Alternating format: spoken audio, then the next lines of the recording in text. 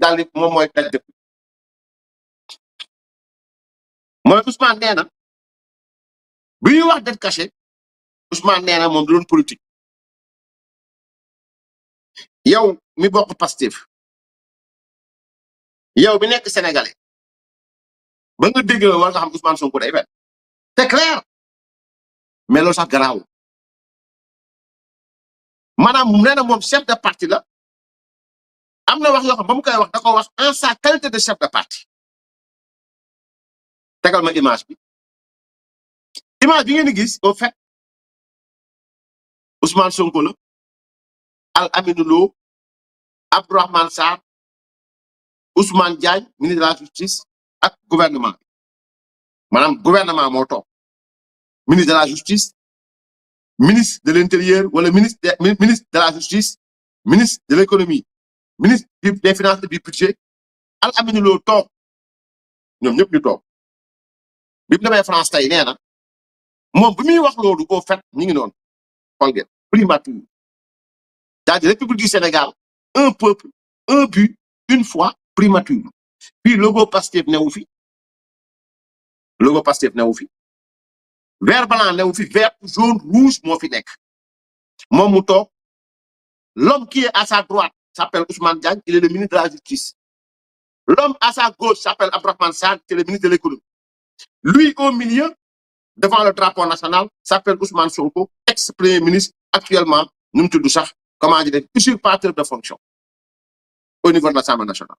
voleur de siège donc mi ngi noonu kon nee na saa ñëw nga teg son bi ñu déglu ko ñu mën a décortiquer waaw ñëw nga teg ko parce que fii moom il faut ma yàgg voilà teg ko. Vous utilisez le terme, je l'ai utilisé une ou deux fois. C'est toute une procédure. Je n'avais pas tous les leviers. Quand je parlais à certaines occasions, je parlais en tant que chef de parti politique qui donne son opinion. N'oubliez pas que j'étais simple Premier ministre. Les pouvoirs du Premier ministre sont extrêmement limités dans ce pays. Vous étiez en désaccord avec le président sur ce sujet?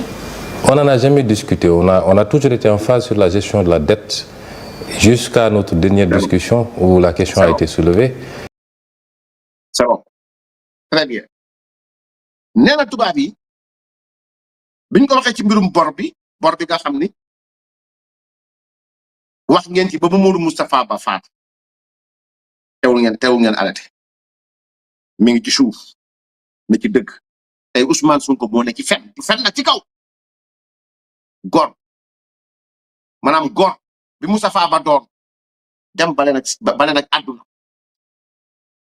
noonu ngeen def pa Moustapha Ndiaye suba juumul ba mu dem ci mbirum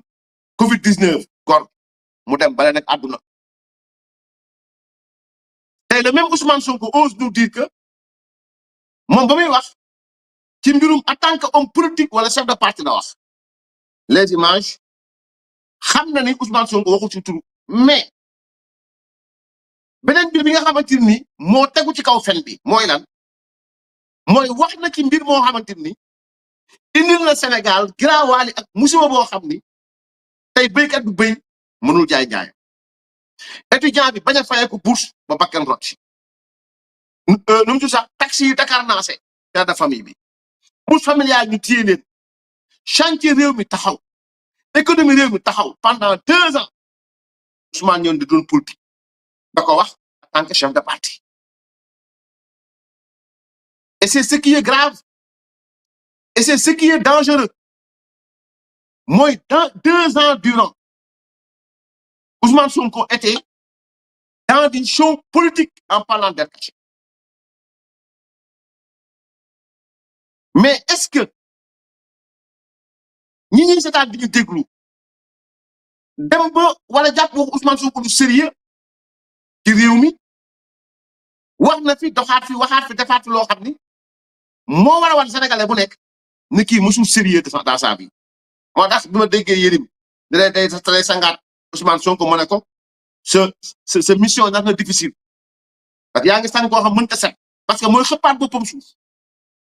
Ousmane moom mu ngeen ko dugal ci tuuti jël njàmpeeg saabu bu la neex sax ngeen jël mbomb ko ba mu weex diw ko kaar dégg lépp teg ko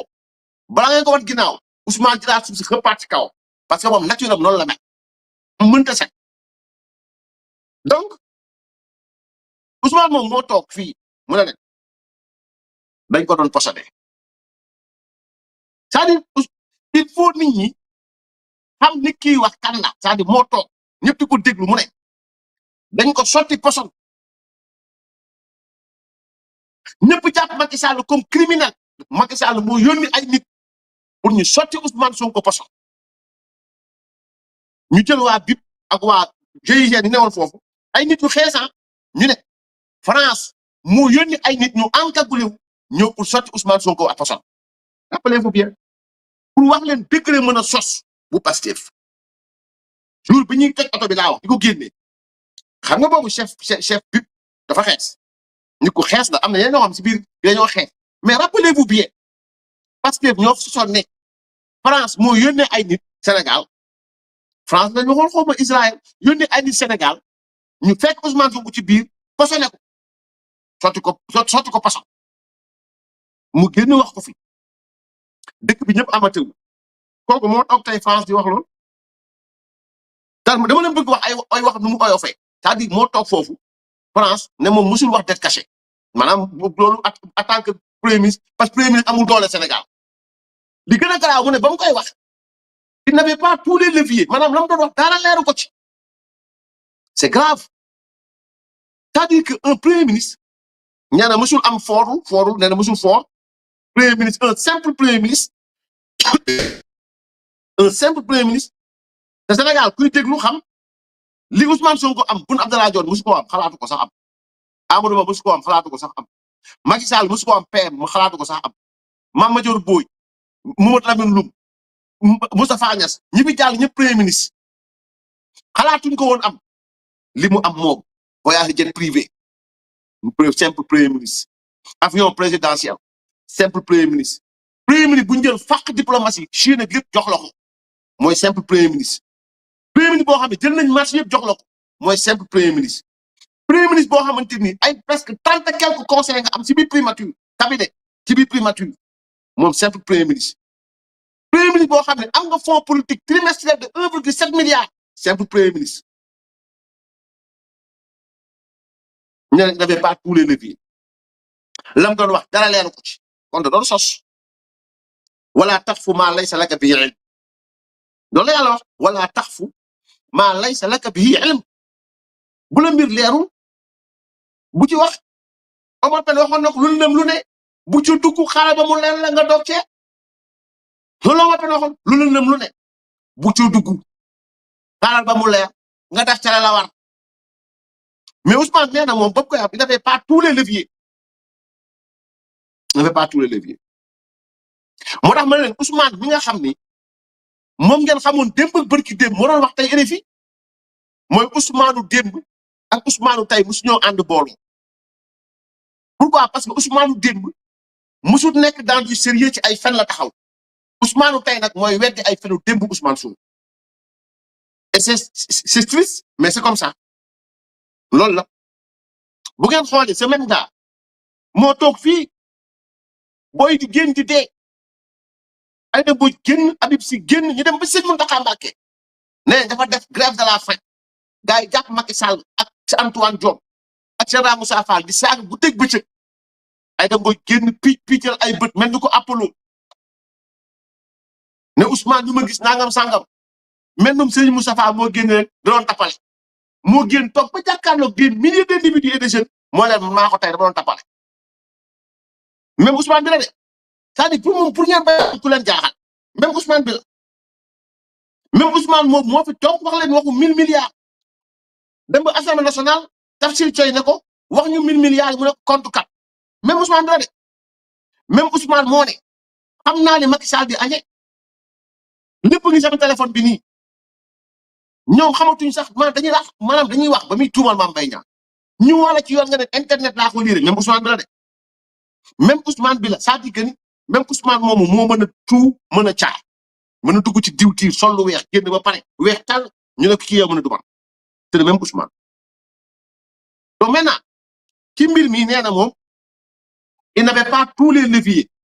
maanaam moom ba mu koy wax waxu chef de parti la doon wax chef de parti nee na moom il n'avait pas tous les leviers xamul woon sax li mu doon wax comment se fait-il que nga dajale le directeur général de la BCEAO directeur BCEAO Al Amine Lo dafa war a rus sax Al Amine Lo mi toogoon di xuural baat moom it bi muy fen Al Amine Lo moo toogoon ci wet bi naan Sénégalais bu nekk temps nga war a fay c'était réfléchi c'était prémédité dans le but de nuire le régime du président Macky Sall c'est clair kon loolu dafa war a leer ci bopp Sénégalais donc Ousmane waxul woon ak ñun da doon feem il voulait montrer ginnaaw ba am na fi ñoo xam ne dañoo amoon pour mission sànq ko ñooñu seen mission antuwul mu dem defal ko boppam donc pour wan tubaab bi ne leen carrément man donc maa ngi nii voilà donc ñu ne ko nag bu conseil constitutionnel dogalee mu ne donc dina ci tënku donc il était en train de faire une communication pour wan ne moom tegul benn acte boo xamante ni allant dans le sens de perturber le fonctionnement des institutions de ce pays or ce qu'il dit et ce qu'il fait comme yàlla ak yàlla diamétralement opposé donc kooku mooy Ousmane Sonko donc sotteem bi tey tamit mooy def 20 minutes sax su ma juumul mais nu mu tudd sax day wala nit koo xam ne amul jom nit koo xamante ni rusul fen nit koo xam mais nag rien d'étonnant quand un gros gaillard a l'habitude d'être nu comme un verre entre le jacuzzi et les cabines de massage donc voilà donc bu ñëwee taxaw ci biti rien d'étonnant mu jël la République mettre à nu la République et c'est ça le problème moo tax bi Madiambal Diagne génne keroog lettre Juan Branco bi mu bind jagle ko Ousmane Sonko di ko laaj ay renseignements ku xam Juan Branco xam mën na tontu ce n'est pas été vrai bu nekkul woon dëgg Juan génne bu yàgg weddi mais li Madiambal wax juge Cheikh Ndiaye ñu ngi dugg 7e jour kenn déggul Cheikh kenn gisul Cheikh ba léegi Cheikh weddiwul on les a pas entendu benn ñaar bi mooy c'est-à-dire que ni ñu ngi tudd sax Juan Branco lii ko Madiambal bindal wan ko lettre ba léegi Juan tontuwul te Juan moo Ousmane Sonko yem du ci mën a baat Juan Branco nga xam ne Macron bu waxee mu tontu kee bu waxee mu tontu bu nit ñi bindee fii mu tontu ñu tegal la lettre boo xam ne yaa ko bind le premier ministre du Sénégal pour lui demander des informations kon ngeen war a comprendre lan moo taxoon Ousmane Sonko di lay boppam pour am accès si yenn renseignements yi maanaam moo tax Sénégal dañu doon jékki-jékki rek Ousmane Sonko xar Sénégal juróom-ñaari pàcc yàlla mëtiim xam na ko parce que li mu nekkoon yëpp daraa ci jubut dara et l'avenir nous dira li tekkaanaram bii li tax mu noppi nii li tax mu yaru nii xam na bu baax gis nga état laraw la yor état xañul ci kenn te yooyu nga doon def boo fi génnaatee sa morom moo fi nekk te Sénégalais yi gépp nañ ne ba pare parce que dem nañ ba gis ni fen rek ngay def fen rek voilà donc su ma paree ci Ousmane tey soriwuma ci moom waxuma ko dara nag wax dëgg yàlla